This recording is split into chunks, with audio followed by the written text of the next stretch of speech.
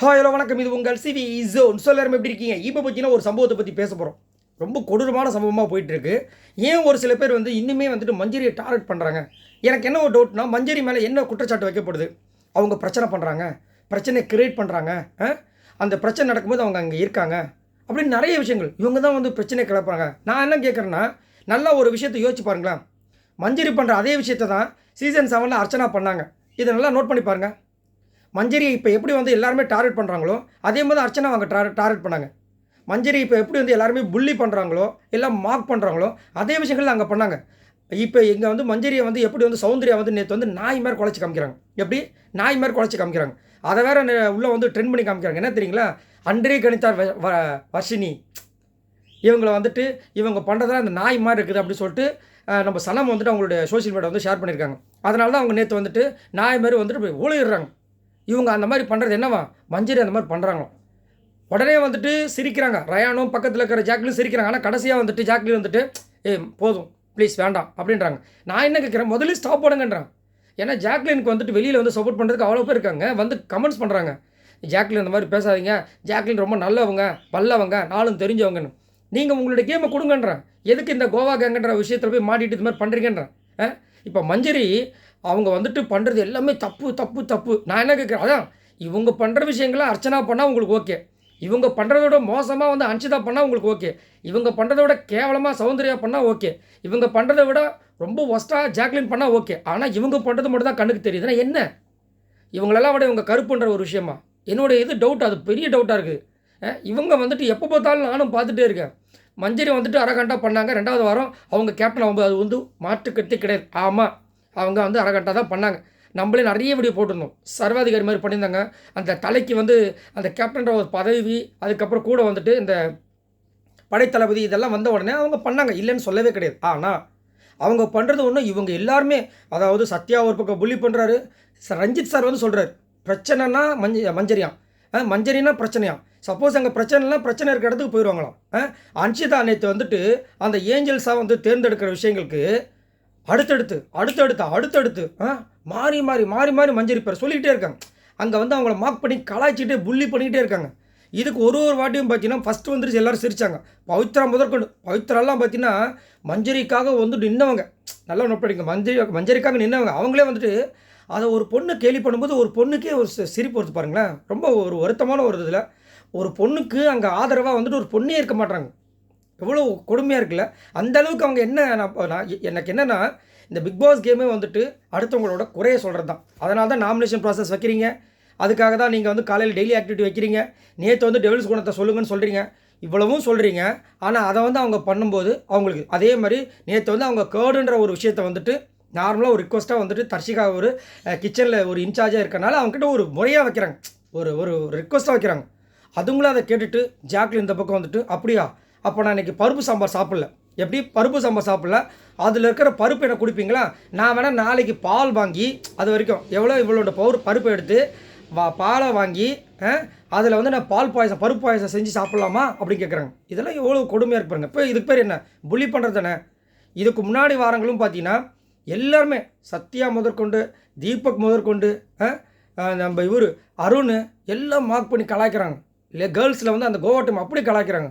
ஒரு வாரத்தை விஜய் சேதுபதி கேட்டிருந்தா இந்த வாரம் இந்த விஷயங்கள் நடந்திருக்குமா?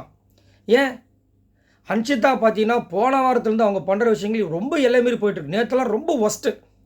டெவில்ஸ் குணத்தை சொல்லுங்கன்னா, நான் எல்லாருக்கிட்டையும் நெகட்டிவும் இருக்குது, பாசிட்டிவும் இருக்கான். ஃபுல்லாக நெகட்டிவ் தான் இந்த மஞ்சரியாம். எங்கே நான் கேட்குறேன், நான் மஞ்சரி மாதிரி உங்களால் தமிழில் கடக்கணும்னு சூப்பராக ஃப்ளோயின்ட்டாக பேச முடியுமா? தமிழ் பேச்சு எங்கள் மூச்சுன்னு ஒரு விஷயம் பண்ணியிருந்தாங்க. அதில் மஞ்சரி எப்படி பேசியிருப்பாங்க நீங்கள் பார்த்துருக்கீங்களா? நான் பார்த்துருக்கேன். அவ்வளோ அழகாக பேசுகிறேன். உங்களால் அந்த மாதிரி ஒரு வாரத்தை தமிழில் பேச முடியுமா? நீங்கள் தமிழே கிடையாது, அது வேறு விஷயம். நான் அதை சொல்ல வரல. இந்த கேமுக்குள்ளே நீங்கள் அந்த இதை நாங்கள் அதை சொல்ல வரல. பட் உங்களால் முடியாத விஷயங்கள் உங்களுக்கு நிறையா இருக்குது. உங்கள்கிட்ட அழகு இருக்குது, இல்லைன்னு நான் சொல்லலை. நீங்கள் கலராக இருக்கீங்க, இல்லைன்னு சொல்லலை. ஆனால் அது மட்டும் போதும். அந்த பிக் பாஸ் வீட்டில் அதாவது இந்த பிக் பாஸ் கேம் ஷோவை பார்த்தீங்கன்னா அதை மட்டும் வச்சு கிடையாது, சரிங்களா? ஆனால் என்னுடைய மைண்டுக்குள்ளே வர்றது, ஏன் மஞ்சரி பண்ணுறது தப்பு தப்பு தப்புன்னு இப்போ நானே சொல்லியிருக்கேன். ஆனால் அதுக்கப்புறம் அவங்க பண்ணுற விஷயங்கள் பெருசாக அந்த மாதிரி புள்ளி பண்ணுற மாதிரி தெரியல. நேற்று அருணை சொல்கிறாங்க. அருண் என்ன பண்ணுறாரு, சைடு கேப்பில் கடா வெட்டுறாரு. லாஸ்ட்டாக வந்து அந்த ஏஞ்சல்ஸ்க்கு வந்துட்டு 8வது பொசிஷனுக்கு ஜெஃப்ரியும் அருணும் வந்து நிற்கிறாங்க. அதுக்கு வந்துட்டு ஜெஃப்ரி வந்து எனக்கு யார் ஓட்டு போடுமான்னு நார்மலாக கேட்குறாரு. 7 பேர் கை தூக்குறாங்க. இவர் வந்து அந்த நேரத்தில் என்ன பண்ணுறாரு, அவர் வார்த்தை விளையாட்டு உங்களுக்கே தெரியுமே, அதுலேயும் நீதி நேர்மை அவரோட வெங்காயம் எல்லாத்தையும் நம்ம பார்த்துட்டு தான் இருக்கோம். சத்தியம் பண்ணுவார், என் ப்ரொஃபஷன் மேலே சத்தியம், நான் யாருக்குமே வந்துட்டு இந்த ப்ரொவிஷனில் வந்து துரோகம் பண்ணதே கிடையாது. அவ்வளோ கேவலமாக சத்தியம் அங்கே இன்ஃப்ரண்ட் ஆஃப் எல்லா மக்கள் முன்னாடியும், விஜய் சேதுபதி முன்னாடியும். ஆனால் நைட்டு பற்றி என்ன பண்ணுறாங்க, திருட்டு பிரியாணி பண்ணுறாங்க. அப்போ அதெல்லாம் யாரோட ப்ரொவிஷனு? இல்லை உங்கள் வீட்டில் வந்து உங்கள் அப்பா உங்கள் அம்மா வாங்கி கொடுத்து அமுச்சு விட்டாங்களா? இங்கே பிக் பாஸ் வீட்டில் நீங்கள் பண்ண வேலைக்கு கொடுத்தது தானே, எல்லாருமே பண்ண வேலைக்கு கொடுத்தது தானே. அப்புறம் அதை மட்டும் நீங்கள் எப்படி யூஸ் பண்ணுறீங்க, எப்படி வந்துட்டு ஜாக்லின் கொடுக்குறீங்க? அதுக்கு முன்னாடி பாய்ஸ் எஸ் கேர்ள்ஸில் வந்து அந்த மாதிரி பண்ணுறீங்க. இவ்வளவும் பண்ணிவிட்டு எப்படி உங்களுக்கு வாயை கூசாமல் வந்துட்டு நீங்கள் வந்து சத்தியம் பண்ணுறீங்க, என் ப்ரொஃபஷன் மேலே சத்தியமாக நான் வந்து எந்த விஷயத்தையுமே இதுக்கு பண்ணதே கிடையாதுன்னு. ரொம்ப கணக்கு அப்படின்னு இருக்கும்போது அந்த பர்சனை பார்க்கும்போது யாருக்கும் இருந்தாலும் கோவம் வர தான் செய்யும். அதை தான் நேற்று மஞ்சரி சொல்கிறாங்க. நீங்கள் அவர் உடனே என்ன சொல்கிற, 8வது பிளேஸ்க்கு யாரெல்லாம் வந்துட்டு அருண் நல்லவன்னு கை தூக்கலாம். இங்கே அது பேச்சு கிடையாது, அங்கே 8வது பிளேஸ் தானே, அதை சொல்லிட்டு போங்கன்றாங்க. இதில் என்ன தப்பு இருக்குது? உடனே அதுக்கு என்ன பேச்சு பா, உடனே அதை நான் உங்ககிட்ட தான் கற்றுக்கிட்டேன். சரி நான் கேட்குறேன், இப்போ இவ்வளோ தூரம் மாறி மாறி பேசுகிறீங்களே. நேற்று ராணுவ வந்து ஜெஃப்ரி வந்து கேட்குறாரு, உனக்கு நாகரிகம்னு ஒன்று இருக்கா, நீ இப்போ வந்து பேசலாமா, இப்படி நின்று இது பண்ணலாமா, ஒரு விஷயத்தில் பண்ணலாமான்றாரு. அதுக்கப்புறம் இதுக்கு முன்னாடி வந்து சாச்சனாவை கேட்டாங்க, பேசிகிட்டு இருக்கும்போது வெளியே போனது, பேசிகிட்டு இருக்கும்போது நாகரிகம். இப்போ வந்து இவர் நின்றுட்டு இருக்கும்போது இவங்க பேர் மாறி மாறி பேசுகிறாங்களோ, இதெல்லாம் அவங்க கண்ணுக்கு தெரியாது. அதுக்கப்புறமா வந்துட்டு அங்கேருந்து இவர் சத்யா தான் நினைக்கிறேன், கேப்டன் நிற்கிறார், கம்முன்றுங்க. அதுக்கப்புறமா சைலண்ட் ஆகிறாங்க. அங்கே வந்து கலாய்க்கணும், அங்கே அவங்க கலாய்க்கும் போது சந்தோஷம். அதே மாதிரி ரஞ்சித் சார் வந்துட்டு மஞ்சரி பற்றி சொல்லிட்டு இருக்காரு, இந்த பக்கம் நாக்கு வெளியே வருது, நாக் அவுட், இதுதான் நாக் அவுட் பொழுகுது சத்யா அப்படி சொல்லி சிரிக்கிறாரு. என்னென்ன வன்மதம், வன்மத்தின் உச்சியில் சத்யா, இந்த விஜய் விஷால், அதுவும் இந்த அஞ்சுதாலும் அப்படி சிரிக்கிறாங்க. ஏதோ அவங்க அக்கௌண்ட்டில் ஒன்றும் கவலைப்படாதீங்க, உங்களுக்கு நான் 1 லட்ச ரூபா இன்க்ரிமெண்ட் போட்டிருக்கேன், என்ஜாய் அப்படின்னு சொன்னால் பா அப்படின்றவங்கள அந்த மாதிரி பூரிப்பில் இது பண்ணுறாங்க. இவ்வளோ கேவலமாக இருக்குது. அதுவும் இந்த பக்கம் வந்துட்டு ஒரு வாட்டியும் அன்ஷிதா வந்துட்டு மஞ்சரியை வந்து சொல்லும்போது இந்த பக்கம் ஃபஸ்ட்டு இந்த கேர்ள்ஸில் சிரித்தாங்க, அப்பயும் சௌந்தர்யா செம்ம மார்க்கிங் பண்ணுறாங்க. ரொம்ப கேவலமாக அப்படியே இப்படி பண்ணுறாங்க, அப்படி பண்ணுறாங்க, ஆன்றாங்க, இப்படி கலாய்க்கிறாங்க. அதுவும் பக்கத்தில் ராணுவ குத்துக்கள் மாதிரி உட்காந்து புச்சு வச்ச புளியாரமாக உட்காந்துட்டீங்களே, ஏதாவது வாயை தந்து பேசலாம்ல. ஏன்னா மஞ்சரி மேலே இவருக்கும் காண்டு. என்னையா உங்களை வந்துட்டு ரொம்ப அப்படியே ஒரு என்ன சொல்கிற ஒரு இன்னசென்ட் காய் அப்படி தான் நாங்கள் பார்க்குறோம். உண்மையிலேயே பார்த்தீங்கன்னா ராணுவ வந்து இன்னசென்ட்டான ஒரு ஆள் தான். ஏன்னா இவங்க வந்து வைக்கிற மாதிரி குற்றச்சாட்டெல்லாம் கிடையாது. அதே மாதிரி அவர் வந்து வெஷல் வாஷிங் எல்லாம் கரெக்டாக தான் பண்ணிட்டுருக்காரு.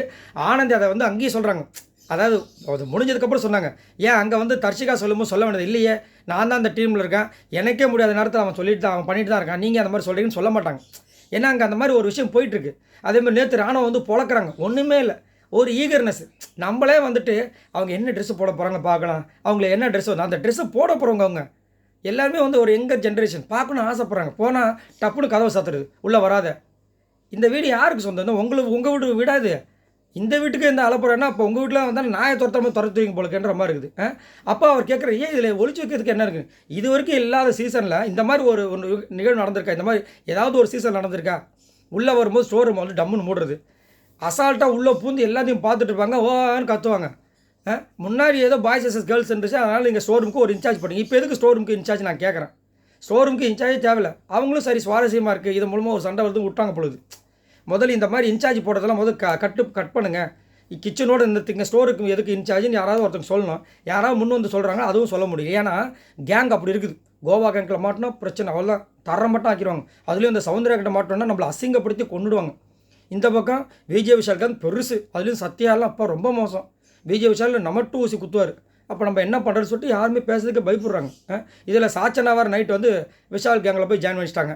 நீங்களும் அருண் பிரசாத் தன்னாமல் என்கிட்ட பேசாதனால தான் நான் முத்துக்கிட்டேயே பேச வேண்டியதாக இருக்குது, போச்சா, மஞ்சள்கிட்டேயே பேச வேண்டியதாக இருக்குது, போச்சா. நம்ம என்ன நினச்சிட்ருக்கோம், பரவாயில்ல இந்த பொண்ணு இப்போ தான் கேமில் டெவலப் ஆகிட்டு இருக்கு, நம்ம முத்து கூட வந்துடுது, பரவாயில்ல இந்த பொண்ணு அப்படியே வந்துடும் நினச்சா, இல்லை எனக்கு இதுதான் பிடிச்சிருக்கு, எனக்கு வந்து அது சொல்லுவாங்க, நான் டக்குன்னு சொல்ல முடியல, அதில் தான் நான் இப்போ விழுவேன் அப்படின்ற மாதிரி போய் விழுறாங்க. ஒன்றும் பண்ண முடியாது.